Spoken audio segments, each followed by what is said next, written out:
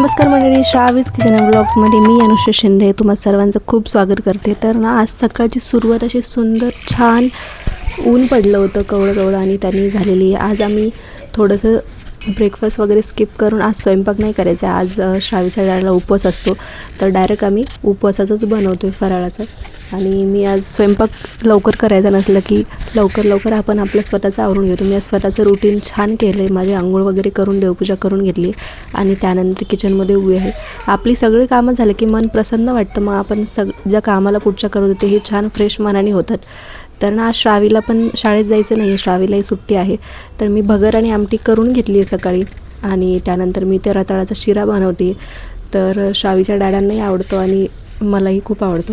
तर ना रताळ्याचं असं आहे की रताळ्यामध्ये खूप जास्त प्रमाणात विटॅमिन ए असतं आणि आयन सुद्धा असतं त्यामध्ये। सोबत तुम्ही त्याला गूळ टाकल्यामुळे त्याचं आयनचं प्रमाण अजूनच वाढून जातं आणि तूप वगैरे टाकल्यामुळे तर आपले जे फॅट्स असतात तेही आपल्या शरीराला भेटतात। आणि दुसरं म्हणजे असं की ज्यांना कॉन्स्टिपेशनचा वगैरेचा प्रॉब्लेम आहे त्यांनी रताळं खायला पाहिजे, कारण की भरपूर प्रमाणात फायबर असतं त्याच्यामध्ये। तर मी ना सालासकट रताळं टाकते, बरेच जण साल काढून टाकतात त्याचं, तर सालासकटही ते छान लागतं। आणि आपल्या स्वीट क्रेविंगसाठी तर एकदम भन्नाट आहे। ज्यांना चॉकलेट वगैरे केक खाण्याची खूप इच्छा होते, गोड खाण्याची इच्छा होते, त्यांनी हा शिरा जर खाल्ला ना तर त्यांना गोड त्यांच्या क्रेविंग्स आहेत त्या खूप कमी होतात, कारण की एक तर हेल्दी आहे, दुसरं म्हणजे फायबर आणि बाकीचं असं की गोड तर आहेच गुळामुळे, तर त्याच्यामध्ये एक वेगळं छान असा एक जो टेक्स्चर असतं आपल्या केकचं किंवा चॉकलेट केकचं तसा एक टेस्ट येतो त्याच्यामध्ये। तर ना मी ते मस्तपैकी 2 चमचे तूप टाकलेले आहे आणि त्यामध्ये छान अशी रताळी मी भाजून घेणार आहे, लालसर परतून घेणार आहे दोन्ही साईडनं। आणि त्यामध्ये मी ते चिकीचा गूळ वापरते, ब्लॅक कलरचा गूळ जर वापराल ना तर त्याची टेस्ट एकदमच छान लागते पिवळ्या गुळापेक्षा।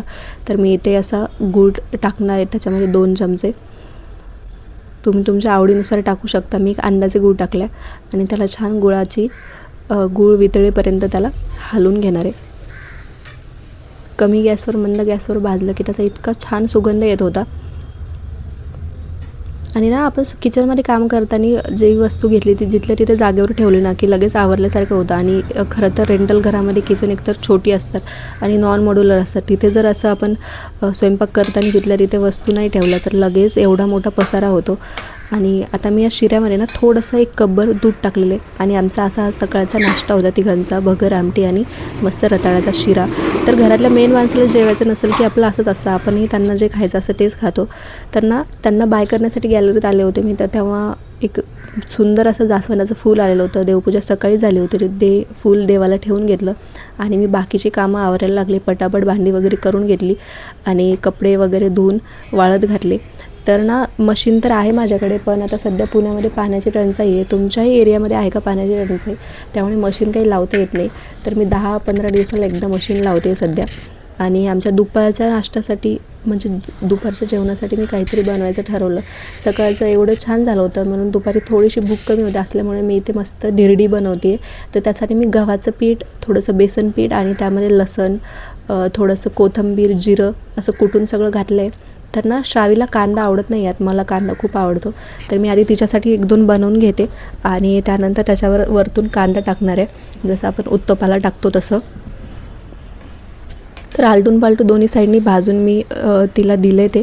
आता मी माझ्या धिरड्यावरती थोडासा कांदा टाकणार आहे, तर कांदा कॅरमलाइज झाल्यामुळे इतकी छान टेस्ट लागते ना त्याची, तर एकदम टेस्टी लागते आणि क्रिस्पी होतं थोडंसं कांद्यामुळे। तर मी माझ्यासाठी पण 2-3 बनवून घेतले आणि मी तुपावर भाजले होते ती, आणि त्याला तूप लागलं ना, दुसरं म्हणजे ते एकदम क्रिस्पी होतं तुपामुळे आणि त्याच्या कडा एकदम मोकळ्या होतात, जसं बटर लावल्यावर होतं। तर बाहेरचं बटर खाण्यापेक्षा कधी घरातलं तूप खाल्लेलंच चांगलं। आणि असं काही नाही आहे की तुपाने फॅट वगैरे वाढतं किंवा आपण जाड होतो, तूप हे हेल्दी असं तूप सगळ्यांनी खायला पाहिजे आणि शरीराच्या बऱ्याच गरजा त्यातून भागून निघतात। तसं दुपारचं आमचं जेवण वगैरे झाल्यानंतर श्रावीला थोडासा आराम करायला लावत असते मी, दुपारी ती झोपते छान। आणि तोपर्यंत इकडे कपडे वाळत आलेले होते दुपारी 3-4 वाजता, मग मी कपड्याच्या घड्या वगैरे घालून ठेवल्या आणि छान असं बेडवरचं सगळं आवरून घेतलं, अंथरूण वगैरे। आणि ना श्रावीचे थोडेसे नखं वाढलेले, तर लहान मुलांची ना खूप कुरकुर असते, त्यांचं काही काम करायचं असलं की, तरी जे नखं वगैरे काढायचे मला, पण तिला सकाळपासून आज ती नकोच करते। तर आता मी तिला बसवणार आहे थोडंसं काहीतरी लाडीगोडी लावून आणि तिचे नखं वगैरे काढून घेणार आहे। तर ती लोळती नुसतं. आता आज सुट्टी असली की त्यांना लोळायचं असतं. सगळं असं स्वच्छ केलं मी बेड वगैरे आणि नंतर तिला नखं काढायला बसवलं. तर ती कंटाळ्यासारखी बसते ती बघा तिथे कशी.